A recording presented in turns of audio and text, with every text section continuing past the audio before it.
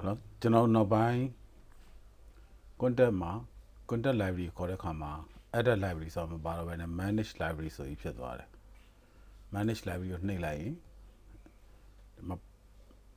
interface engine ဘာညာပါနော်ဒီမှာ library ဆိုတာလေးကိုရွေးလိုက်နောက်တော့ကျွန်တော်နှစ်ခုစုထည့်ထားတာထည့်ခြင်းနဲ့ဆိုရင် edit library ပဲဒီမှာဒီကောင်နှိပ်ပြီးတော့ကျွန်တော်ထားတဲ့နေရာ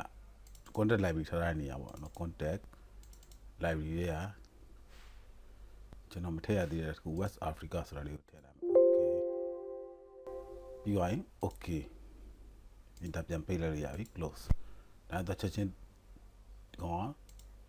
တမ်းမပေါ်လာသေးဘူးကျွန်တော်ခဏပိတ်လိုက်ဒီကောင်ပိတ်ပြီး contact ကိုပြန်ဖွင့်လိုက်မရောက်လာပြီ West Africa ဆိုပြီး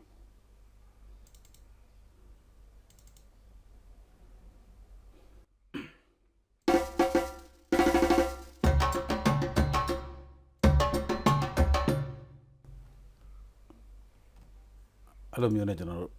manage library ကနေ edit library ကနေကိုခေါ်ချင်တဲ့ library ခေါ်ထည့်ရပါတော့တချို့ဟာတွေကကြတော့တချို့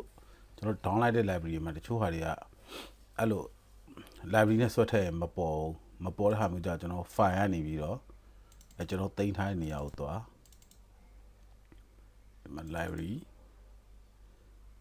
ဒီမှာ library ဒီမှာကျွန်တော် single ဆိုပြီးသက်စုထားတယ်အဲ့ဒါကြောင့်တစ်ခုချင်းသူကခေါ်ထည့်ရတာဒီကောင်တွေကို library ဖြစ်သွားအောင်လုပ်တဲ့ software တော့ရှိပါတယ်ကျွန်တော်မစမ်းရသေးလို့ဟောတော့ keyboard တွေက piano တွေက Chronos Grand Piano တွေခေါ်ကြည့်မယ်